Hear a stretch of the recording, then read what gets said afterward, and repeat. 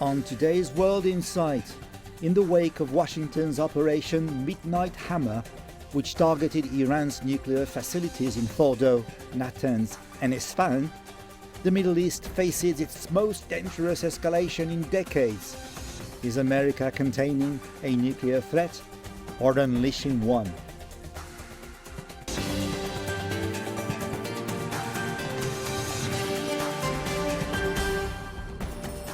Hello and welcome to World Insight, coming to you live from Beijing. I'm your host, Tian Wei. Tonight, the world stands on edge. Iranian nuclear facilities at Fordo, Natanz, and Isfahan, once symbols of the Tehran's atomic ambitions, now lies smoldering in the wake of targeted bombings under the code name Operation Midnight Hammer. That, at least, is according to some media reports. The strikes have rattled the region, with Israel taking credit and the United States firmly at its side.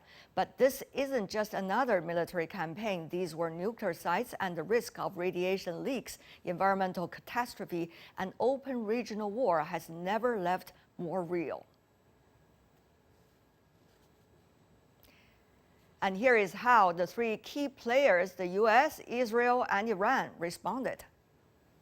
Of course, the door for diplomacy should be always keep open, but this is not the case right now. This cannot continue. There will be either peace or there will be tragedy for Iran far greater than we have witnessed over the last 8 days.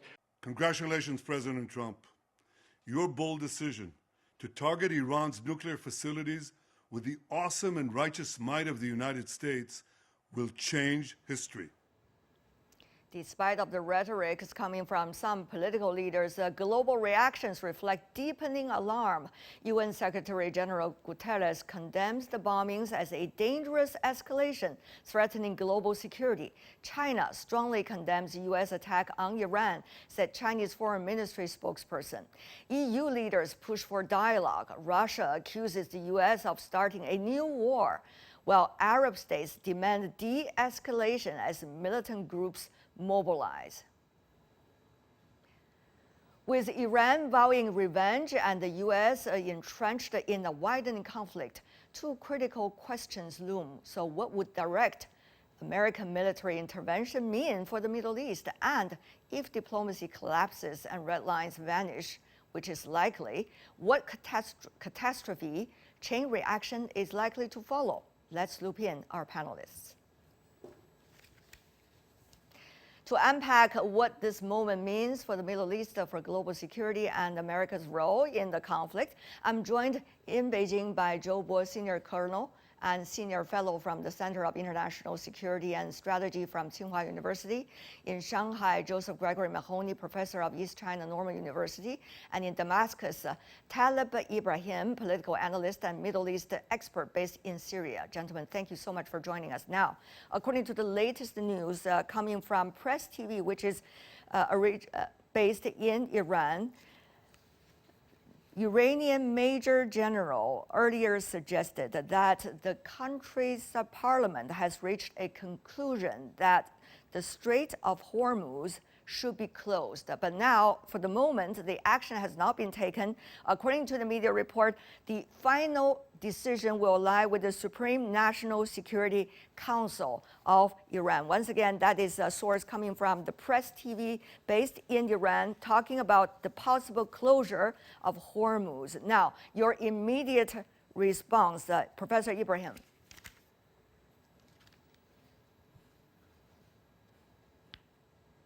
Professor Ibrahim, can you hear me? Sorry. Yes, I think this is a very dangerous escalation, and I think that Iranian choosing to go to the end of this game. It is a very dangerous, and I think to close the Hormuz Strait was one of the Iranian choices, and I think that Iranian will go to further choices because that the American step last day destroyed all the possibilities of reaching a diplomatic resolution and a diplomatic settlement for this crisis. And I think we will witness in the upcoming days more and more escalation of the Iranian side. we are already hearing more vows of escalation. First of all, this strike against the nuclear sites by the United States directly is already quite a signal. Now, to you, Professor Gregory Mahoney, you are an American professor. Tell me more about your immediate response about the latest decision suggested by Press TV about the Hormuz. Well, I agree. It is a clear indication that Tehran is not going to capitulate or unconditionally surrender as demanded by Donald Trump. And to be honest with you, I think this is exactly what he hoped to avoid. I think he hoped to get in, do these 3 hits, hold a gun to their head and say, okay, that's it. And then he could go back to his political base and say that he wasn't going to get sucked into this sort of conflict. Unfortunately, he has now put the ball in Tehran's court, and they will be able to escalate in ways that will complicate the matter for him politically in terms of his domestic audience, and certainly run greater risk for U.S. involvement. Senior Colonel Joe, what does that mean for the region and including for others around the world? We understand the UN Security Council already had an urgent meeting. Meanwhile, we're also seeing a NATO summit the coming week. What are we talking about here with the possibility of further military escalation and nuclear leaking possibilities if further strike happened, and as well the closure of the Strait of Hormuz? Well, I fully understand how Iranian would be feeling, but I still have some doubts whether they could really block Hormuz Strait, because that would be unprecedented. Even during the Cold War, neither the United States nor Soviet Union tried to block international straits. You remember at that time they were just enemies, right? So because blockade of Hormuz would be very much consequential in that every day 20 million barrels of crude oil would come out of Strait of Hormuz. So if Iran does that, actually Iran is blocking its own economy. Yeah, so this would be very, very much consequential, not only for other people, but also for the Iran government. As for the leak of, these kind of dangerous radioactive materials, we do not have evidence so far. So we don't just know whether the U.S. has really hit the target, with such a precision.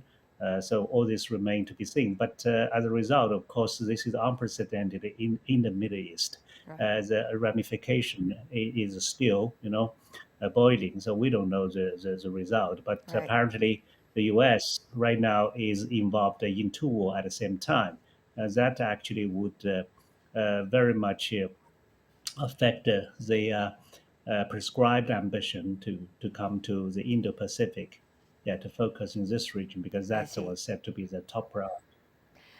I want to thank the 3 of you, in fact, for discussing our topics today based on facts, not assumption.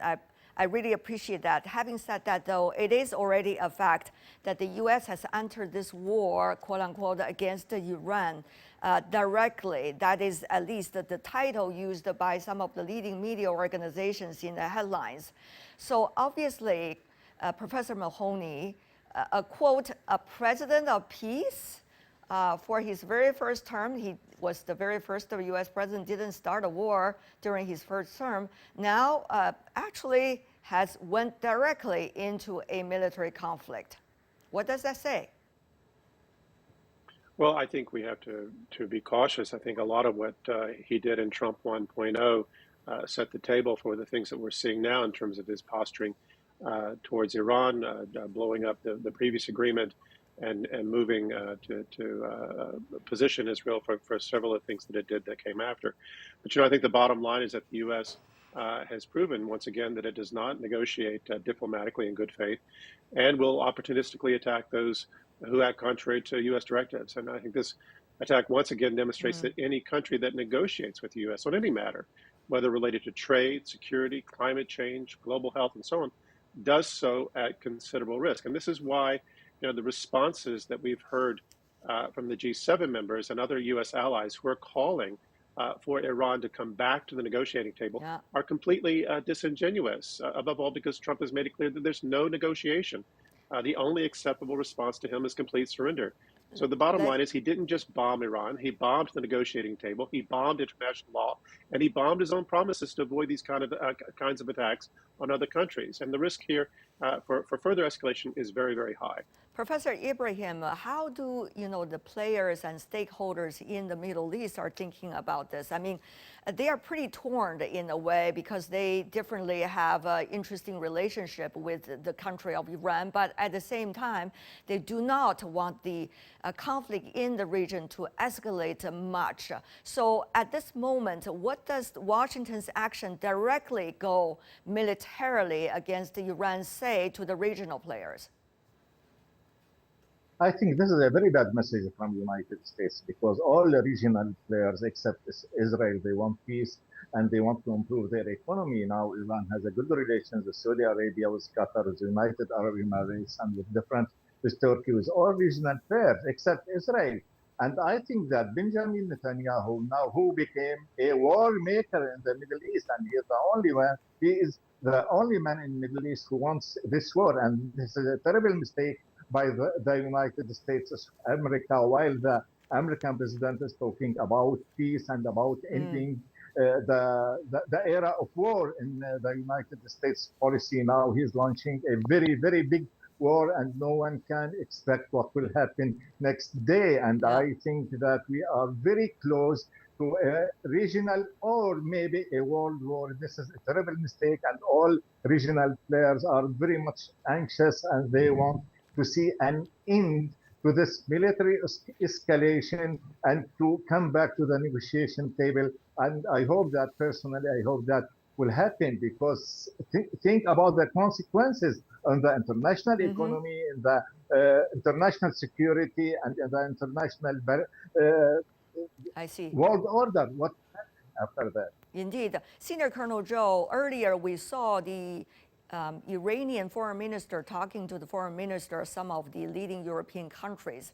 But eventually the negotiate table was not set, but rather bombed.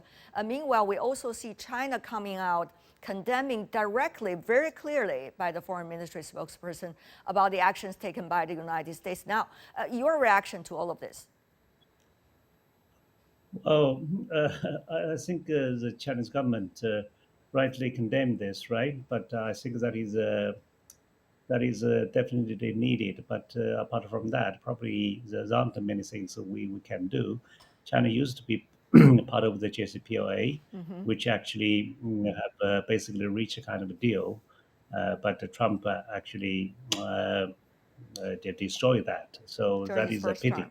So think what we have already achieved, and think of the situation now. So it's really, really sad, because right now the Pandora box is really opened. Right. The fact is, so we might be thinking about this in a very complicated way, but I could just think about it in a simple way. That is whether Iran would have more interceptors, or would Israel have more interceptors, or would Iran have more missiles, right?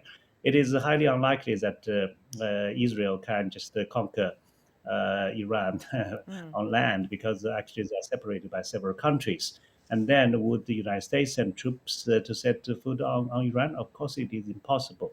So therefore, Iran's military capabilities would not be fundamentally crippled. It can still produce missiles, and so that means they can still fire missiles, on Israel from time to time at the time of their own choice.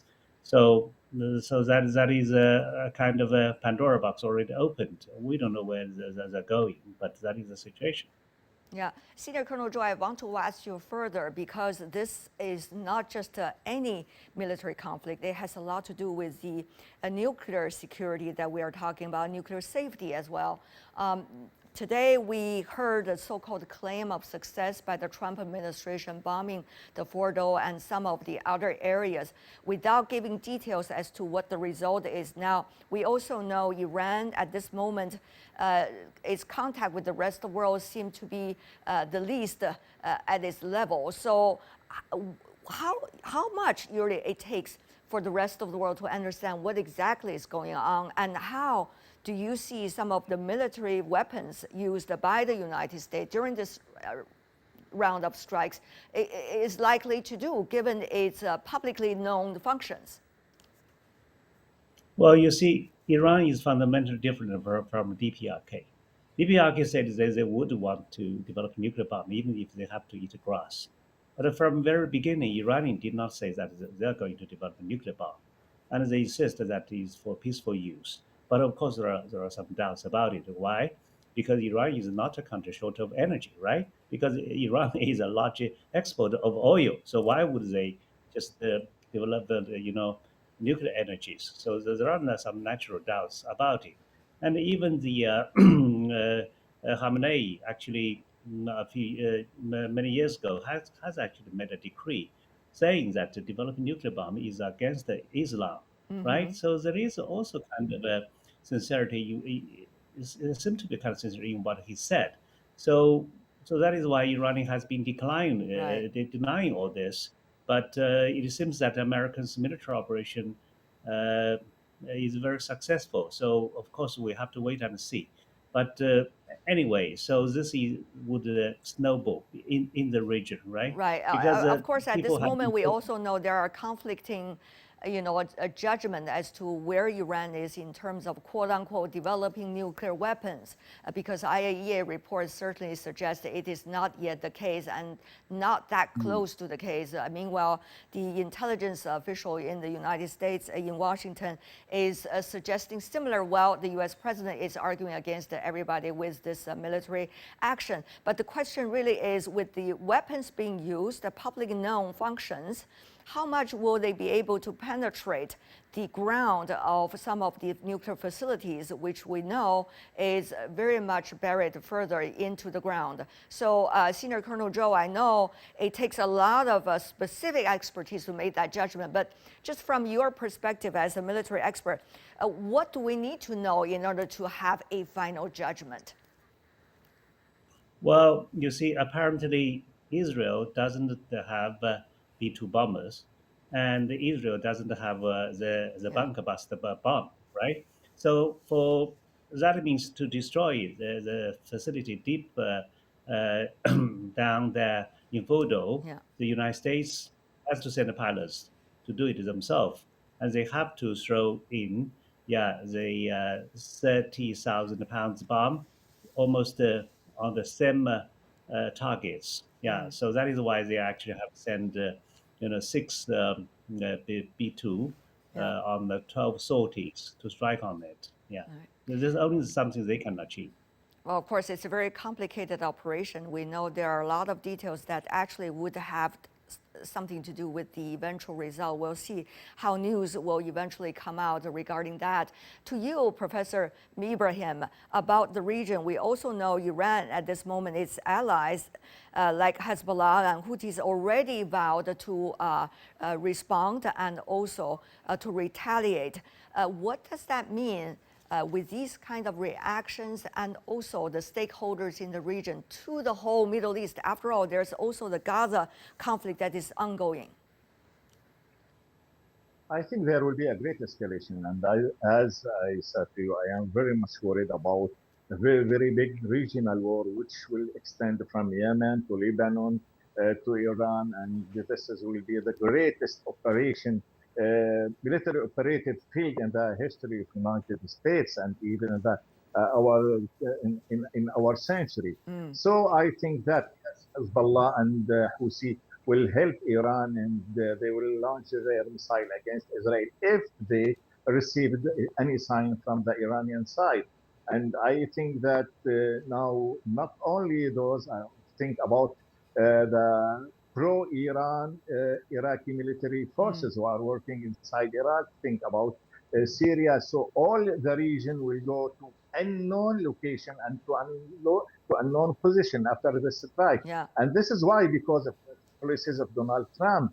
And I think this is a responsible decision to bomb Iran was a very bad thing to be done. And the most important thing for superpowers is to keep international security and regional and international stability and to prevent wars, not to Right. launch war after war after war.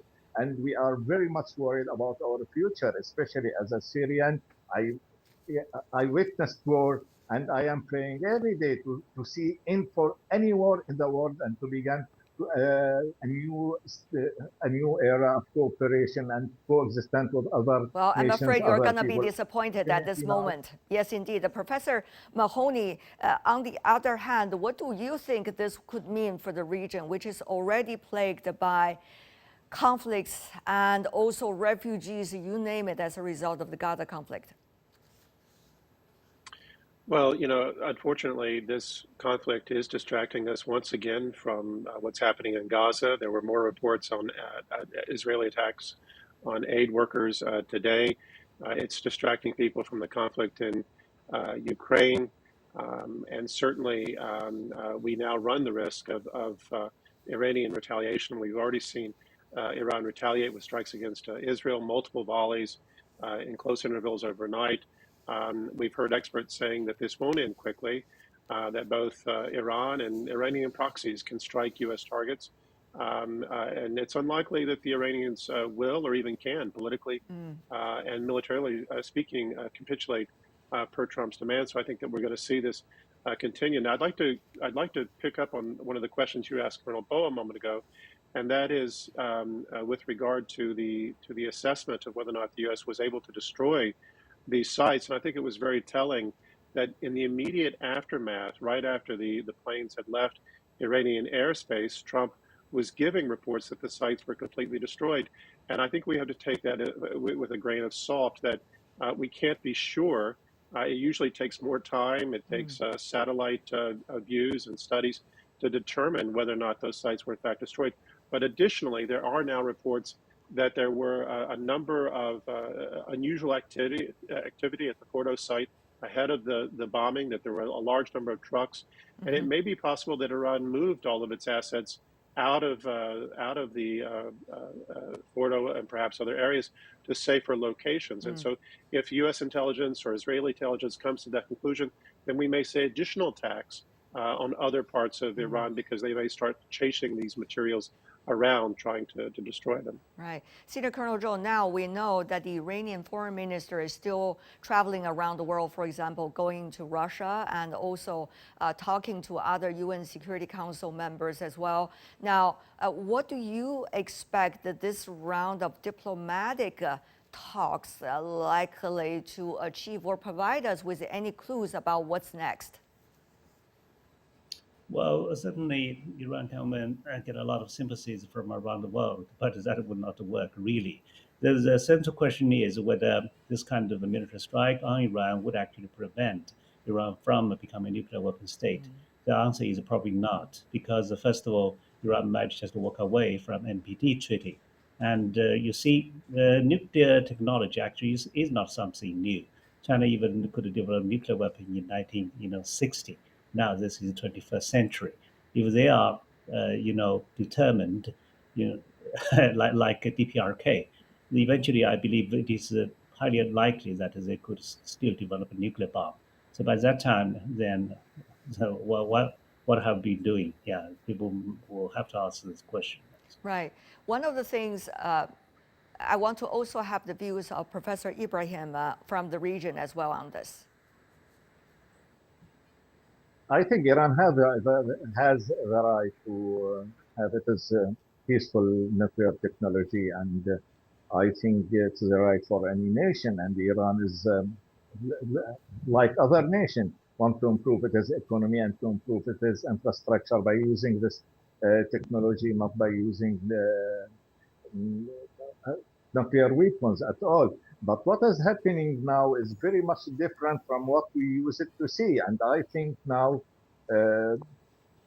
Iran will think about other choices. And I am very much worried that Iran may withdraw from the NPT and begin its own nuclear military program. And no one can expect what will happen tomorrow, because after the closure of Strait Hormuz, everything now is possible in the mind of decision makers in Iran. I hope that diplomacy work actively, and we may see, and I hope that we may see an end to this madness which is striking Middle East now. Right. Besides what we are talking about here, when it comes to military, strategic as well as future impacts on the rest of the world. We know already Iran is a country that hosts 3.2 million refugees. Many of them were coming from Afghanistan originally, which was a place earlier experienced military attacks by the United States, of course, decades ago. And now, as a result of this, things will be even more chaotic when it comes to the humanitarian crisis that we are now on the ground in Iran and probably beyond. So we're going to bring some of the interviews about that by asking the spokesperson of UNHCR tomorrow in our program. But let me continue by asking you this, very important, that is, what is this specific escalation of military actions, particularly by the United States directly participating against Iran, mean for the future logic of relations between countries and mean for the logic of the U.S. Apparently going through its own internal debates about what the country should be about, mean for its future strategies dealing with others or enemies? Is it going to be rules of the jungle and that's it? Senior Colonel Joe. Well, you see, when Donald Trump was re-elected, I was asked by so many journalists, how would his second term look like? I say I don't know what he's going to do next, right? But I'm very much confident by the end of his second term, America's whole credibility and image will be further tarnished. Yeah, and this seems to be the case. Yeah, because this kind of a double standard cannot be more obvious. I think there are a lot of discussion about whether U.S. has really declined or not. If you say they have ready to decline, Americans would have to admit. But it seems that this kind of flagrant invasion of another country, yeah, and this kind of unpredictability of a president who even wants to get a Nobel Prize, yeah, and there's a whole division of the United States domestically, and even on this attack, the division caused, yeah, even within his own party. This is chaotic, yeah. So we are heading in a more dangerous world. But at the same time, I believe the world is also trying to fathom, the future because we are now seeing the development of BRICS Plus. Why? Because nobody knows where it is going, but it's just like a train that is already moving. Everybody is afraid of not being able to catch the train. So that is why people see that there is another way out.